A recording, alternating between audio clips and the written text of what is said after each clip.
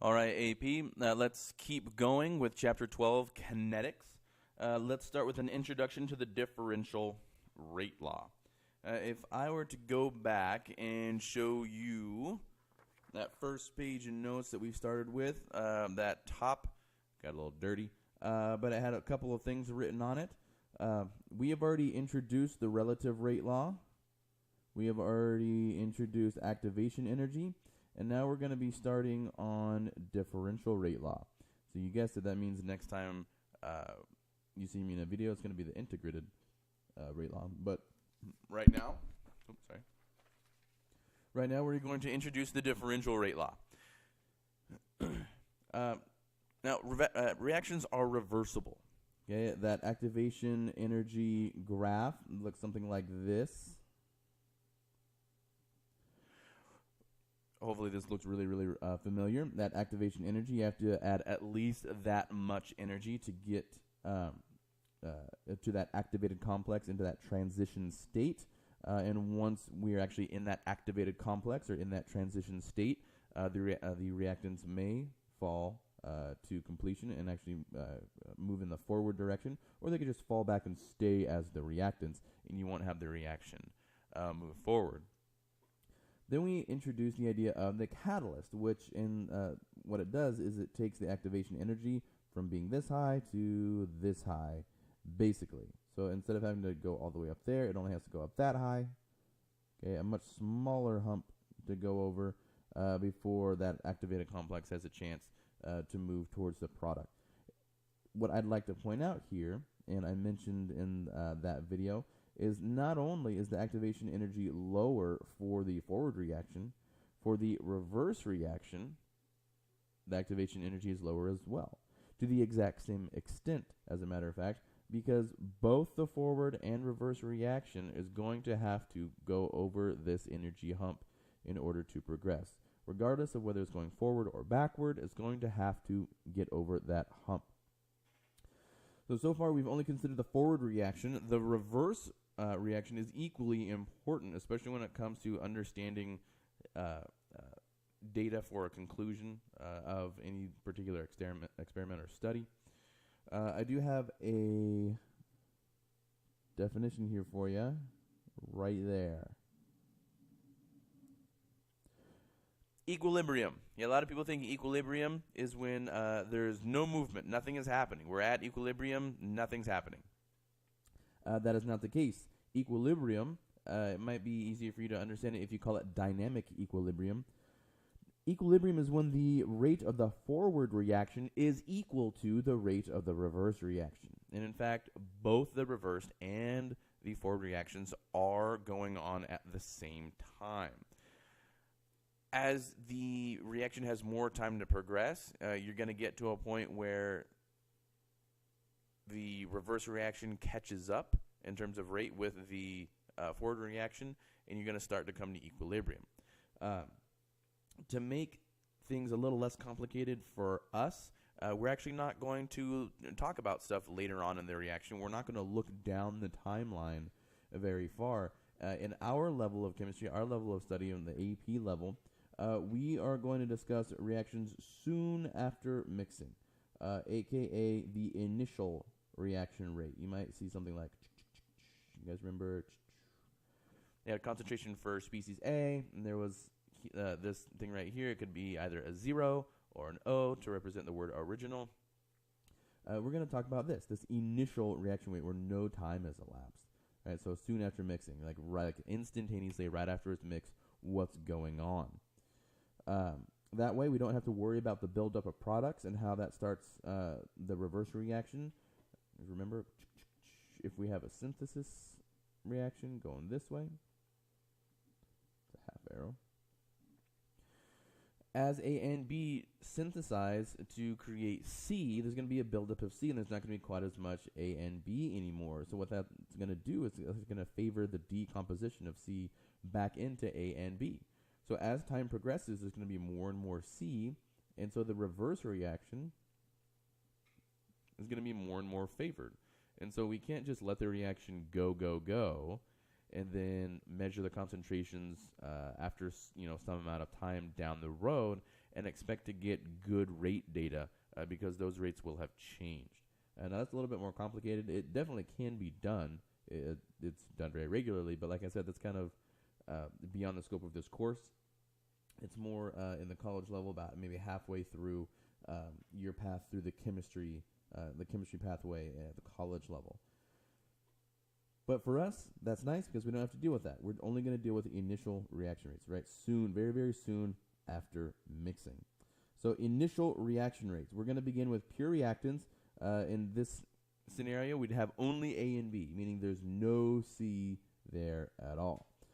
So we're going to throw pure A, no little impurities in there, no little D's or little E's in here.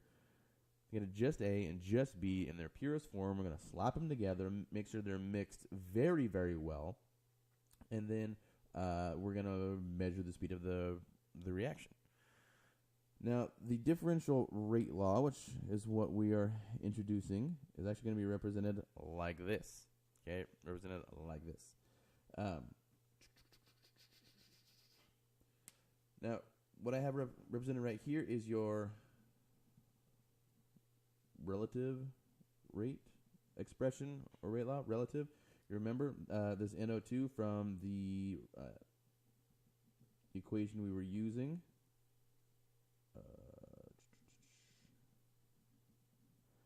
That looks familiar. The NO2 is the reactant. Its concentration is going down over time, so we slap a negative sign in there. Does that sound familiar? I hope it does. It's a couple of videos ago, but it's still there. That's the relative rate law. We can use the relative rate law to help, figure out stuff like our differential rate law, for example. Now, we're going to need some other stuff in addition to that, but these things are relatable. Notice that we're being hit with these. We're being hit with these equal signs right here. So these are interchangeable. We can use one to help us find stuff out about the other. But what we have here, obviously, we have the rate. Okay, this is going to be, just most of the time an answer. The rate we have lowercase k, and I want to emphasize it's a lowercase k. This is not capital K. If you write capital K, you're actually talking about something else. We will cover that something else, but we haven't yet. And when we're talking about rate constants, that needs to be a lowercase k. You will lose points if it's not possible to tell the difference in which k you're using. In my experience, a lot of students, they will get mad at a grader, that would be me, for not being able to read what they've written. And because I don't know what they're writing, I dock them points because they haven't done what I wanted to do in the prompt. And they get mad. Well, it's not my fault you can't read it. Actually, it is your fault that I can't read it because you wrote it. And the reason that I'm bringing this up is because that's the stance that the AP graders are going to take as well. If what you're trying to communicate is so not legible that they do not know what you're saying, that means that you have not demonstrated understanding of that concept, and they will not award you points. It is your fault. Take your penmanship to the next level, right? Be responsible for that. The AP exam is timed. There is a time factor here, but it's not. You don't have to hurry so much that you have super, super sloppy handwriting. So make sure this is a lowercase k. That's the rate constant. We'll talk about that more when we get to the next page, I believe. I hope. The rate expression or rate law, okay, these are the same thing. Rate expression or rate law, they're the exact same thing. The rate law, rate expression, interchangeable, they're synonymous. I don't want you guys to come back from the AP exam, be like, oh, Johnson, we got this big fat kinetics problem on the free response, and we thought we were going to nail it because we were super good at rate laws, but then they kept on asking us about rate expression, and we didn't know what that is. And that would make me very sad.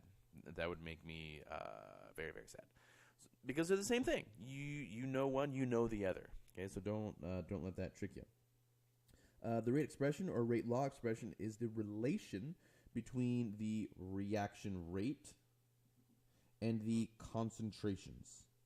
Okay, reaction rate and concentrations given a mathematical equation.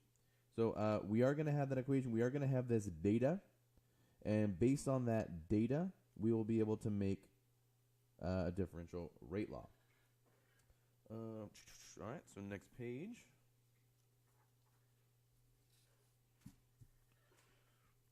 Super high-tech note-taking strategy here. All right, so when we're trying to determine the rate law, the differential rate law, we are going to be given data. Okay, so for differential, means you will be given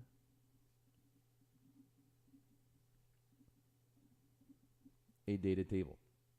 Okay, when you are trying to determine your rate law that looks something like this in this format, I don't know, whatever.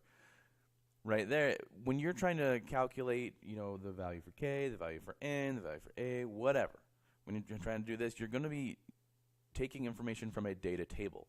You're not going to be able to look at the equation, for example. You're not going to be able to look at the elements that make up A. You're not going to be able to memorize the types of equations we're looking at and memorize what the value for K is. You're not going to be able to, insinuate what the value of N is going to be. You're just not going to be able to do that. These are going to be determined experimentally, which is where this data table is coming from experiments that have already been carried out. So we're going to have to use data tables. Therefore, you will be given one. This isn't something that you memorize. None of this data is something that you memorize. It's definitely going to come in a table. So we're going to be getting concentration and reaction rate data. So concentration is something that's going to be measured in molarity, right? That's not a new thing to us. We know what molarity is. Reaction rate is going to be a change in molarity over a change in time. All right, all quotes there just for consistency's sake. So, concentration right there, that is in molarity, right? That's moles over liters. Moles over liters. And then your reaction rate is going to be moles per time. And so this value, K right here, is going to have to make those units work. So that's just a little bit of foreshadowing for us as we get started. So the differential rate law, or rate expression, rates generally depend on reactant concentrations. Generally, not always, but generally they do. There are other things that affect reaction rates. We talked about those in the first video, but one of the easiest things for us to control, and one of the things that you'll probably have to deal with the most, is reactant concentrations. To find the exact relation between rate, again, this is M over time, and concentration, which is just M. And the reason I highlighted the word exact is as opposed to relative, right? Not relative. Going for exact relation between rate and concentration. We must conduct experiments and collect information, right? So on a test question, you'll be given data. You'll be given data to use. You see something like this. The C represents a catalyst. Okay, this is going to be very important. Catalysts are obviously very, very important because they lower the activation energy of a particular reaction. That's pretty darn important. That's why we can stay alive as human beings. But in terms of the differential rate law, the catalyst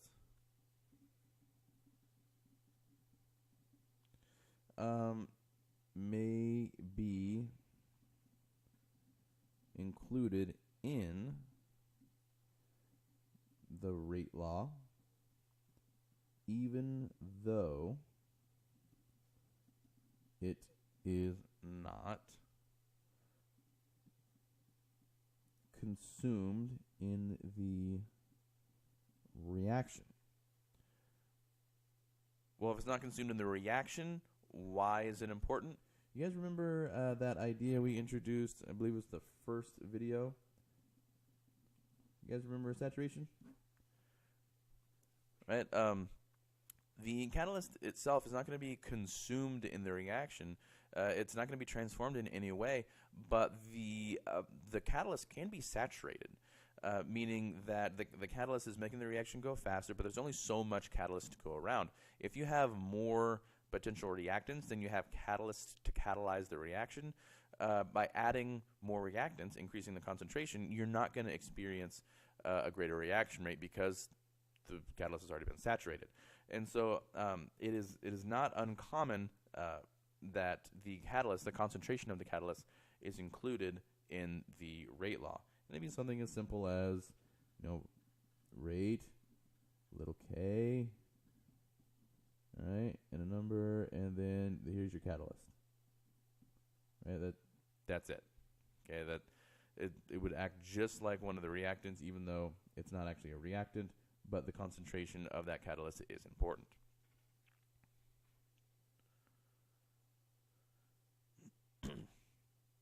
So again, lowercase k is a rate constant. Okay. And in the future, we're probably just gonna say rate to represent initial reaction rate. It's just writing something out that is completely unnecessary at this point. And so, because, like I told you, we're only going to deal with reaction rates soon after mixing, the initial reaction rate. There is no other reaction rate that we're going to deal with. So for our purposes, when I say rate, just think initial reaction rate. Okay, that's all we're dealing with here. Remember, anything that is in brackets, okay, that refers to a concentration. Okay, all these are all concentrations in molarity, right? Molarity, which is moles over liters. Okay, don't forget that. When we look at this differential rate law right here in this kind of general format, we have the concentration of A, concentration of B, concentration of C, and each of these concentrations, each of these species have a dedicated exponent here. Like I said, you cannot just figure out what K is by looking at the periodic table, by looking at the equation.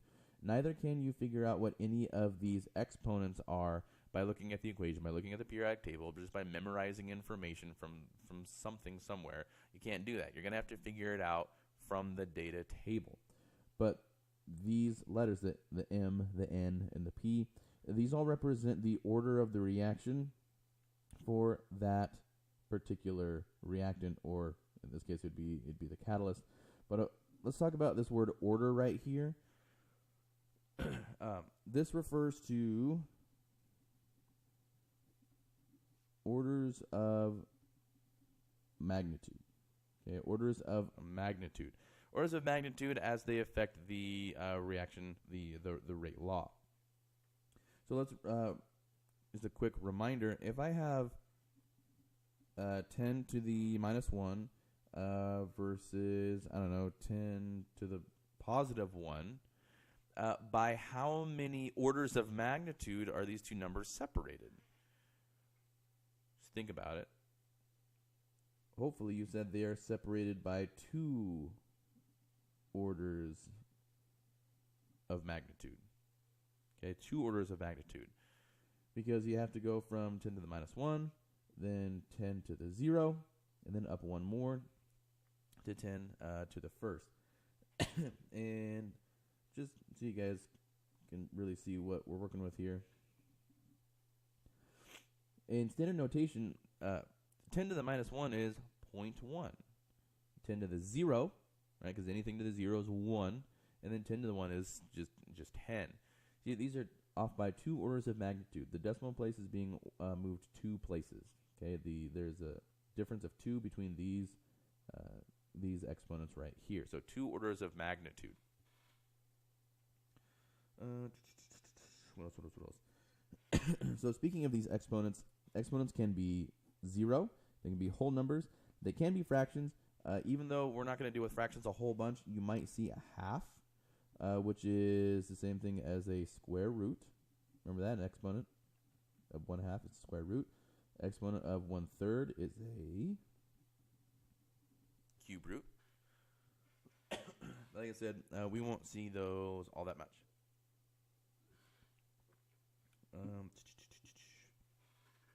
All right, let's talk about K.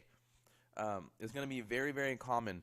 I would actually be surprised if it wasn't this way, in fact, that you will not only have to calculate the value for K, that's a no-brainer, but you're also going to have to calculate the units for K. And there will be dedicated points on the AP exam for you knowing what the units for K are. Now, this constant is a little bit unique compared to the other constants we've covered so far in that the units for K will vary. The units for K will vary. Let's talk about that in a moment. Let's just talk about the calculation here. Realize that K must be determined by experimentation. Experimentation. You're not going to memorize this at all. Also, it is temperature dependent. So if you know the rate constant for a particular reaction, and then you look at the exact same reaction, but it's at a different temperature, the value for that K is going to be different. Okay, so it's temperature dependent. Let's see. Now, if we know concentration and K, we can calculate rate. If we know rate and the concentration of A, we can calculate K. So, for example, let's see, if K is 0.090 per hour, right? So here's our number. Here's this is a numerator. This is a denominator. Therefore, the concentration of A is going to be 0.018 moles per liter. That would allow us to set this up in this way. Actually, let me write this out. Yeah, let me just do this. Rate is equal to 0.0090 per hour multiplied by 0.018 moles per liter. All right, so we have numerators and denominators here.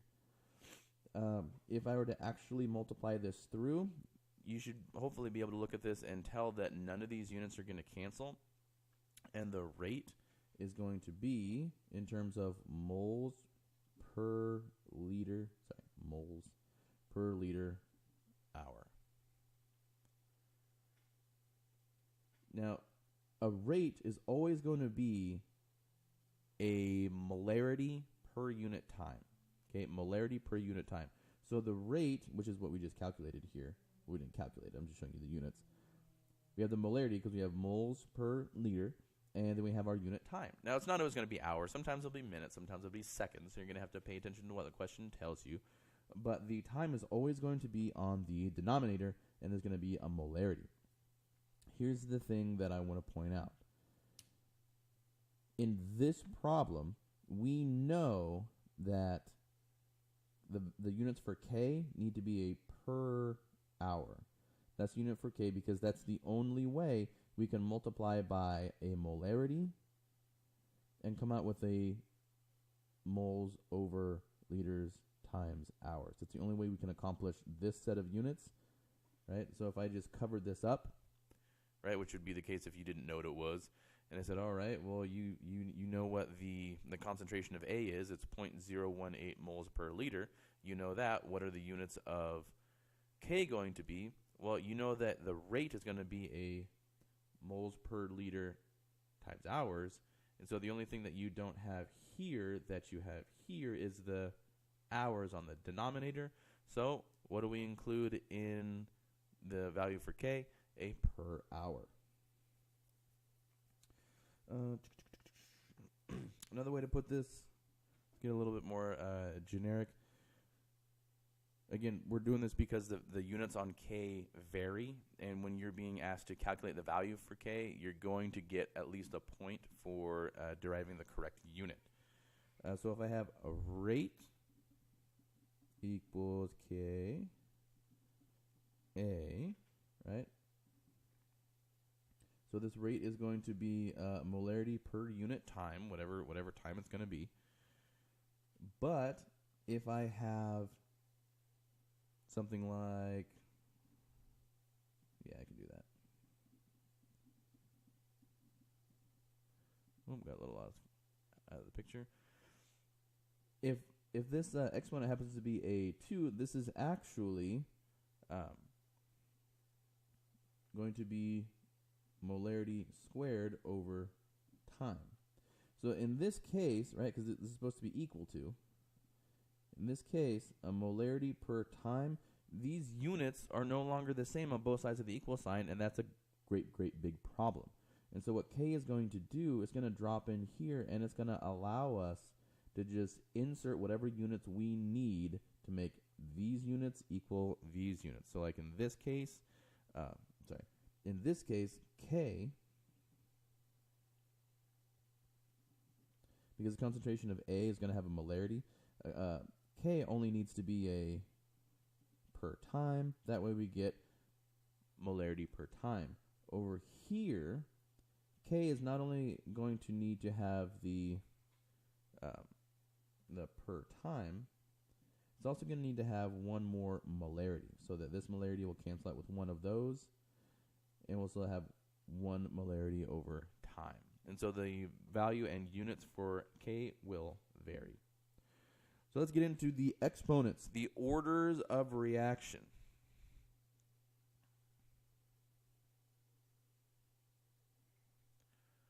All right, looking good.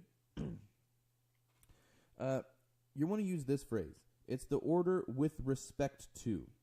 The order with respect to. That's going to be an important thing that you're going to need to write on your free responses to make sure you get all the points that you possibly can.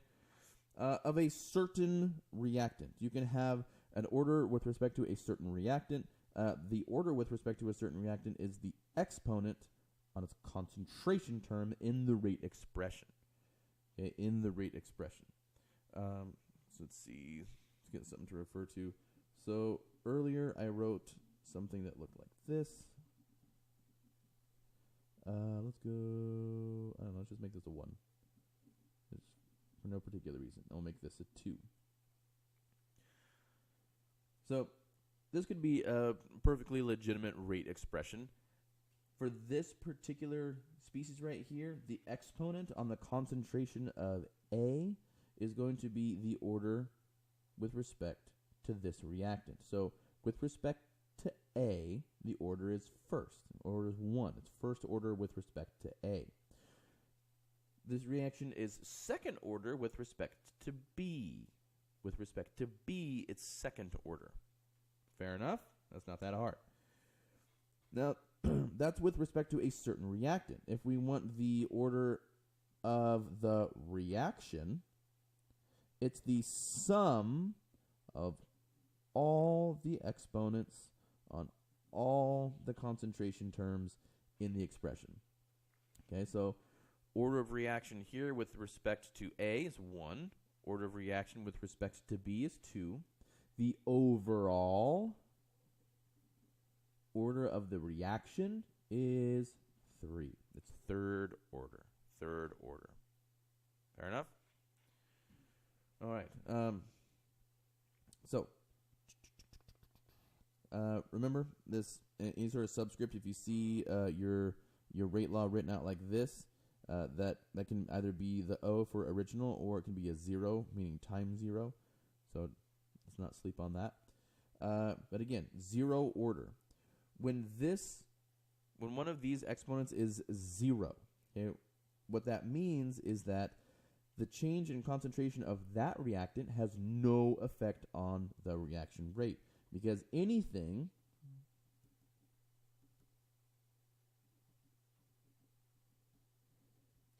raised to the power of 0 is 1.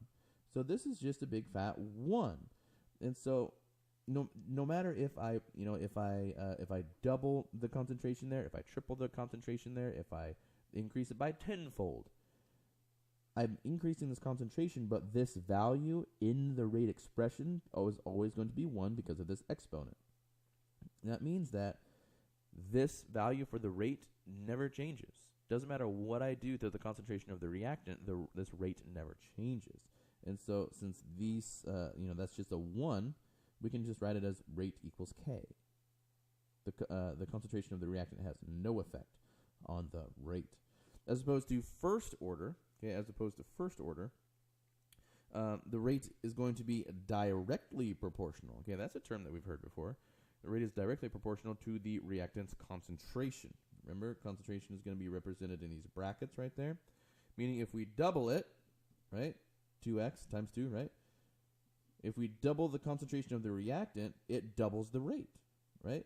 That's what directly proportional means. If we have one change in one thing, we have the exact same change in the other. These are super common. These are super common. You'll see these quite a bit. Now, the general form of this reaction is going to be what we've seen already. Okay, what we've seen already. K with a concentration of A raised to the first power. That is first order, first power. Zero order, zero power. Next page. All right, second order. So if I quadruple, out of order. If I double, right, times two. If I double the concentration of the reactant and the rate is quadrupled, the way I get from 2 to 4 is by squaring, meaning raised to the second power. Or if I triple the concentration of the reactant and the rate is increased by a factor of 9, again, the way you get 3 to be a 9 is you square it. Right, so that's second order. These are fairly common, particularly when we're talking about things turning into the gas phase. General format is going to be rate is equal to K times the concentration of A raised to the second power, because it is second order. Now, if the reaction overall has an order of 2, second order, we can have 2 reactants. With respect to each individual reactant, it's first order, but there are 2 reactants. Overall, the reaction is second order.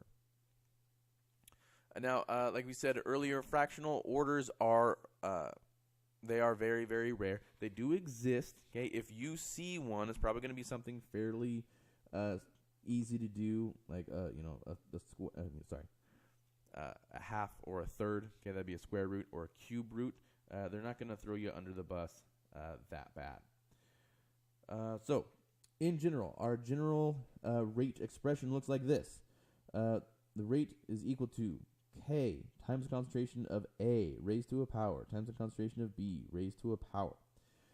If M is 0, the reaction is 0 order with respect to A.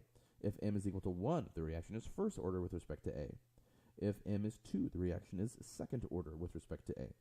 If N, right, the exponent on B there, if N is 0, the reaction is 0 order with respect to B. If it's 1, the reaction is first order with respect to B.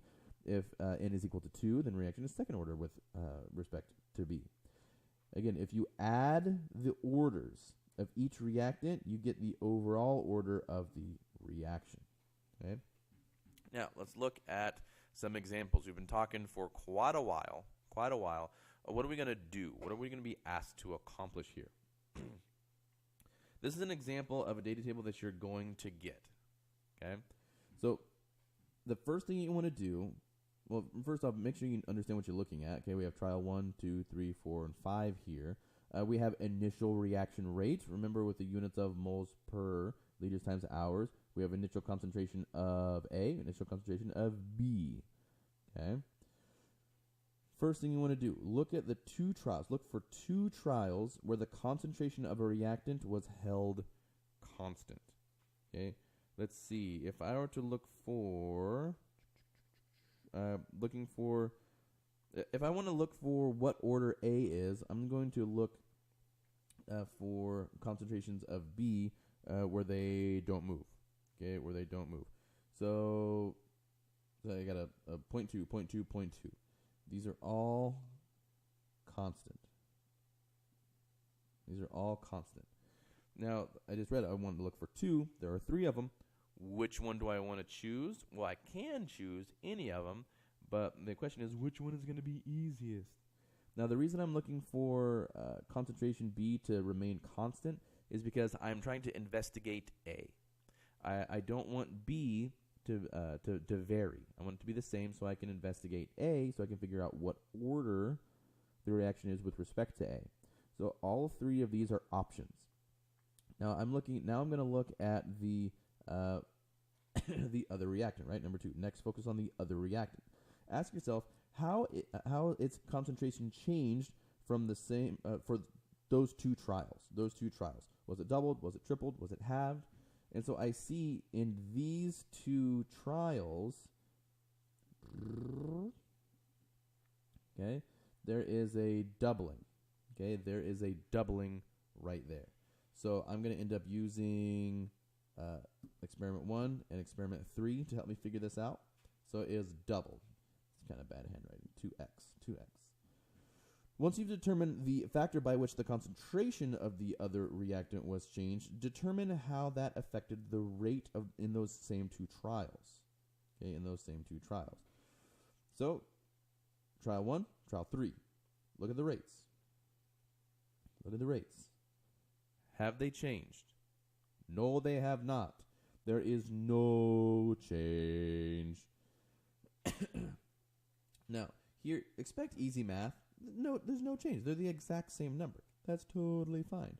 So, the concentration didn't change. That means it has zero effect on the rate. If so, it is zero order. So that means that with respect to A, this reaction is zero order. Fair enough. Now we go back to the data table, but we're going to do the other way around. Okay, we now know that with respect to A, this reaction is zero order. Now we want to figure out what the reaction is with respect to B. Okay, is it 0, first, second, or third order, yada, yada, yada. So in the same way, I want to pick two trials in which the concentration of A was held constant, right? Because I don't want A to vary because I'm trying to investigate B. And so I have 3 options here. I got this one, I have this one, and I have this one. So I'm going to look over here, and I'm going to, out of these 3 experiments, so that'd be 1, 3, and 5. Is that right? No, 4 and 5. My bad. 1, 4, and 5. Out of these 3 trials, is there a simple change in B? As we go from 1 all the way to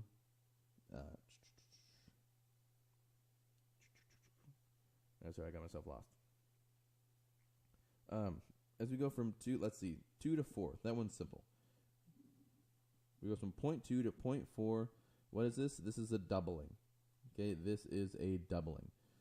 And so when this doesn't change and this doubles, okay, and this doubles, how does that affect the reaction rate? Okay, so we just looked at 1 and 4, so let's look at the rates of 1 and 4. Right, the exponent on the times 10 is the same. So when this doubles, the reaction rate also doubled. Right, this is a doubling. So it's twice as big. So when this made a change, this made a change in the exact same way. So did the rate double when the concentration of the other reactant was doubled? If so, it's first order. So with respect to B, that's first order. Throw in the rest of my rate expression. Boom. Here is my rate law for this Reaction up here. Again, think easy math. expect easy math. We're not. This is going to be something that you need to be able to do kind of quickly on the multiple choice question, If it's a multiple choice question, but it's not going to be something that's going to, blow up your calculator on the free response portion if you get it there. So, regardless of how many reactants you have, you're going to follow this same strategy, right? Hold all of the reactants except for the one you're investigating constant. Look for 2 trials that show a simple, right? Expect easy math. Show a simple change, like, oh, this doubled from here to here, so I'm going to use these 2 trials. Go over to the rates and see, like, oh, okay, the rate doubled as well.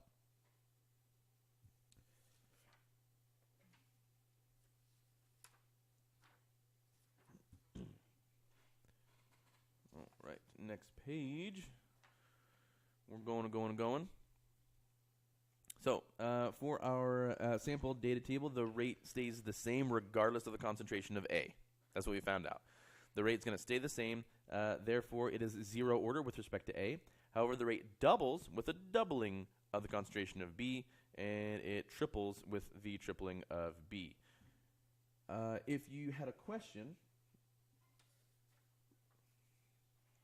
on this table, if you thought, okay, well, Johnson, you used trials 1 and 4, and that's a doubling, but what if you used 1 and 5? Because remember, 5 was also an option, because during those 3 trials, the concentration of A is held constant. If you went from 1 and 5, that would be a tripling, right? Then is it still going to be 1? Well, when you use trials 1 and 5, you would have to look at the rates of trials 1 and 5. And you're going to see that this is tripled as well. So it's the same change. It's the same change. It's still going to be first order.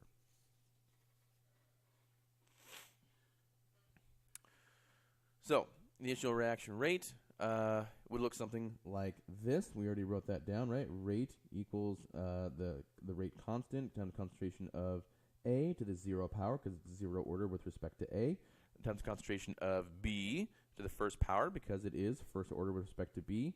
That also means that you don't actually even have to write this concentration of A, because it doesn't actually factor into the rate at all. The concentration of A doesn't matter. It's just a 1. So these are also legitimate ways to write that reaction rate. The way I can say this as well is first order overall. This reaction is first order overall. Now, if we use a set of the data to calculate K, right, we're just going to be using 2 values. It doesn't matter which one. We're just going to use the 2 values, and we're going to solve for K. Simple algebra. Don't make this complicated. We have rate equals K and the concentration. Actually, we decided we're going to use B. I'm sorry. All right, I'm using this equation. If I want to solve for K, I'm just going to get K by itself. Cancels there. I have to do the same thing on this side of the equal sign. So what I have here is K is equal to rate divided by the concentration of B. That's it. Now I have a rate and I have a concentration of B. I simply calculate K algebraically. Okay, that's it. That's it. That's all that takes. It's not that complicated here. Now it doesn't matter which line on that data table you use, because you should get the same value for any line. Okay, it's not going to change. Why? K is a constant. As long as we hold temperature steady, that K is going to be a constant. It's not going to change. So it doesn't matter which line you choose to grab your data from. Now, that is using what some people call table logic. You can also use good old-fashioned, this kind of algebraic way of doing it. It takes a little bit more time. It's a little bit, obviously it's a little bit slower if it takes more time. It also takes more space on your paper, and so the more times you write something down, the more chance you have to, screw something up when you're copying it to your next line. It's been my experience in math class, happened quite a bit, but this still works as well. You can take the rate of one line and divide it by the rate of another. You have K, right, which will basically cancel out. Concentration of reactant, concentration reactant, concentration reactant, concentration reactant, M and M, N and N, and you will be able to solve for K, right? You'll be able to do it that way as well. All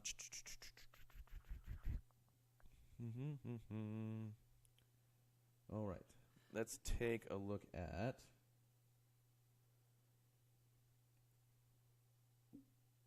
this exercise here. Now I'd like you to please pause the video and attempt this on your own before we go over it together. So please press pause now.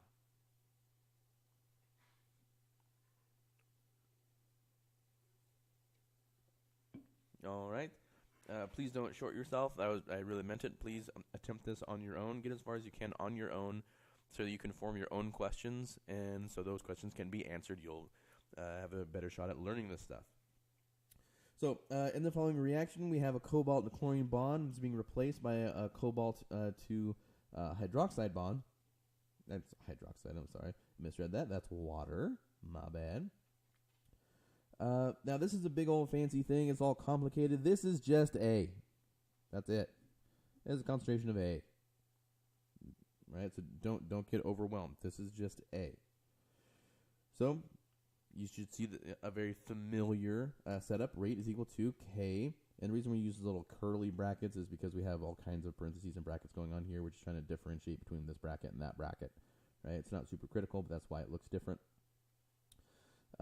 So using the data below, find the value for M, right here.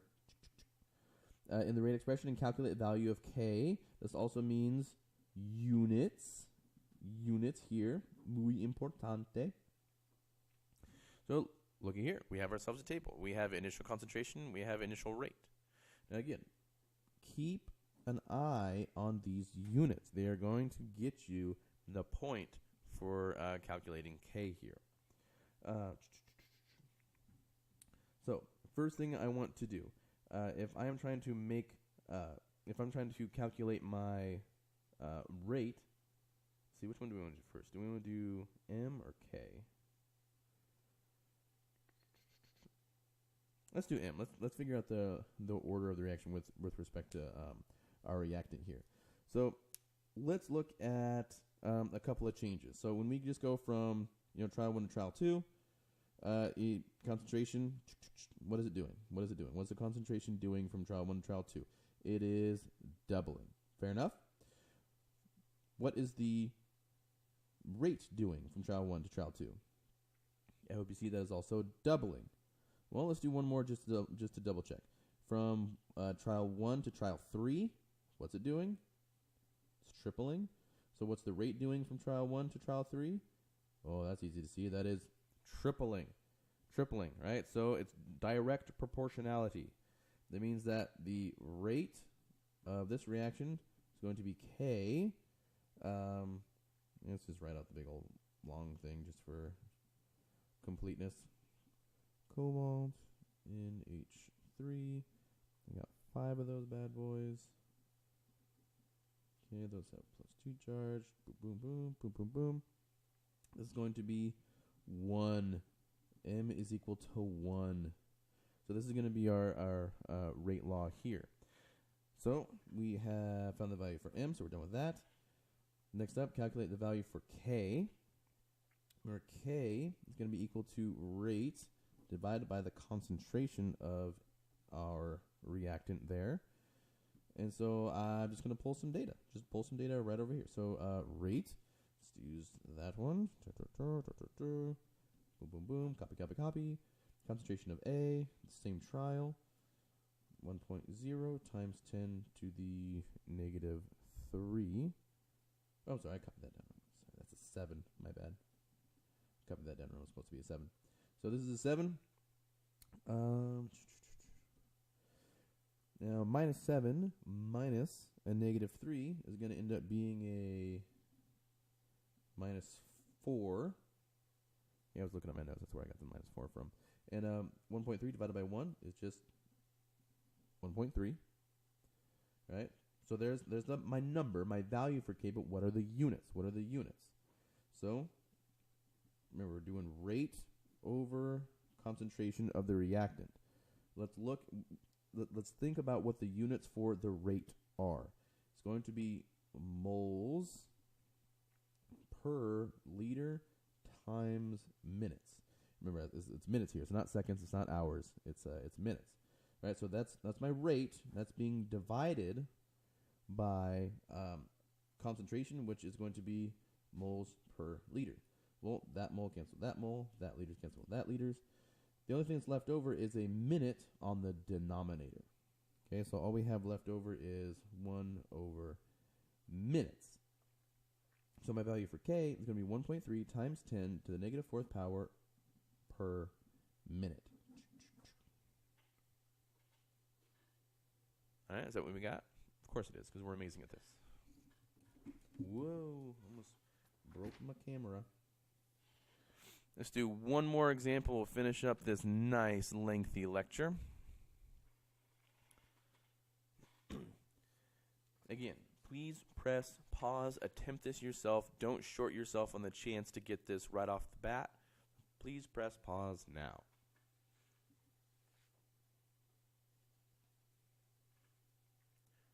All right, let's check ourselves here. Check yourself before you wreck yourself.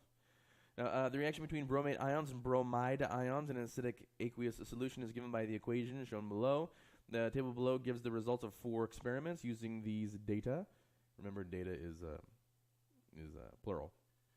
Determine the orders for all 3 reactants, the overall reaction order, and the value for the rate constant. What is the value of K? All right, here we go. Which one do we want to do first? Let's just do bromate. Let's just do bromate. So, if we are going to see, if we're trying to look for how this is going to change, we're going to need to find trials where both this and this remain constant. So those are the same right there. They're not changing at all. So I'm going to be using the first and second trials here. What has happened to my concentration of bromate? It's doubled. Okay, so how does my rate over here change? Now, I'm looking at this. You see times 10 to the minus 3, times 10 to the minus 3, times 10 to the minus 3, times 10 to the minus 4. That's going to make it a little bit difficult to do things off the top of your head. So what I'm going to suggest is turn that into a times 10 to the negative 3. So just move that decimal. So it's going to be 0.8 times 10 to the negative 3. Are we okay with that? That's going to make it a lot easier to compare the values and get our little algebraic rules here. So when I went from trial 1 to trial 2, I doubled the concentration. What happened to the reaction rates? 0.8 to 1.6. That's a doubling. That's a doubling. Right? So that means that this is going to be first order. So, right, 1. Let's do the same thing for the bromide ion. So we need to find 2 trials where the concentrations of bromate and the hydrogen ion are the same. Let's see. Not the same.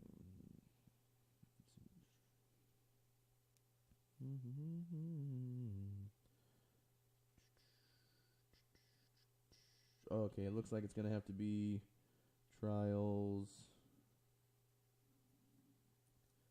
2 and 3. Right? Am I seeing that right? Okay, these are the same. These are the same. They're not changing at all. So we're going to use trials 2 and 3. Now look at the change to the concentration of bromide. You guessed it. That's a doubling. So what's happening to the concentration? Not concentration. The rate, right? 1.6 is half of 3.2. So that is a doubling. So we got first order again. That's a 1. All right, now we have to find for H+. Let's see, where are these the same? We have to do... Okay, so we'll do 3 and 4. So, because those are the same, and there's a change here. All right, because you might say, in trials 1 and 3, there's no change. They're the same. Actually, no, they're not. They're changing here. My bad. Never mind. Yeah. Right? Is that what I'm using? Oh no! Still, I got to use 1 and 4. My bad. 1 and 0.1 and 0.1. 0.1 and 0.1. Okay, there's no change there. Okay. I'm sorry. I'm trying to screw you guys up. So going from up here, right, trial 1 to trial 4, that's a doubling. What's happening from here to here? 0.8 is just a fourth of a 3.2, so that is a quadrupling. I double the concentration. The rate increased by a factor of 4. That is a squaring. It's going to be second order. That's going to be 2. So right now, I can say that my rate expression, I can show all of my orders. So my bromate. Oh yeah, it's 3. First order there. My bromide. First order there. My hydrogen ion. Second order there. Therefore, overall order equals 4. And yes, these 3 dots kind of in a triangle means therefore. Excuse me.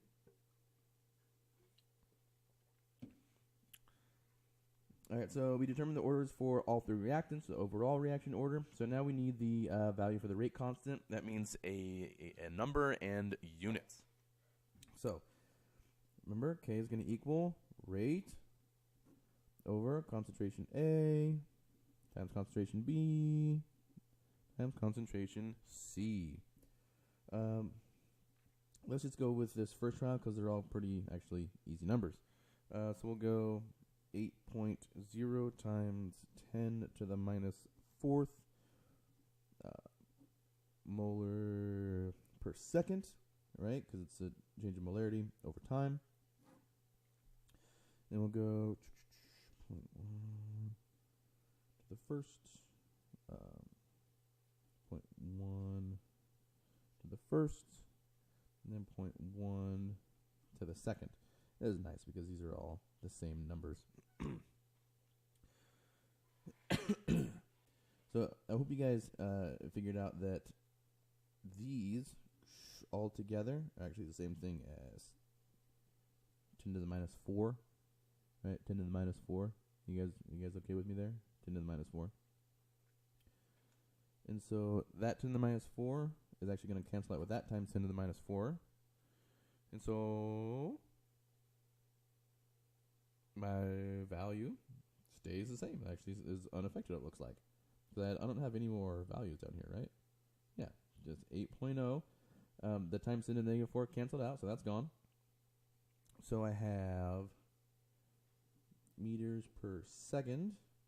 But down here, for the units I have down here, these are all concentrations, so that's molar times molar times molar, which would be moles cubed, right? Oh, no, I'm sorry. This was molar squared, so 1, 1, 2, right? 1, 1, 2. My bad. 1, 1, 2, so that's actually going to be molar to the 4th. Molar to the 4th. So down here, we're going to have molar to the 4th. Well, that'll cancel out. And that'll cancel out one of those. So I'm going to end up, what I'm going to end up having here is 8.0 over molars cubed times seconds.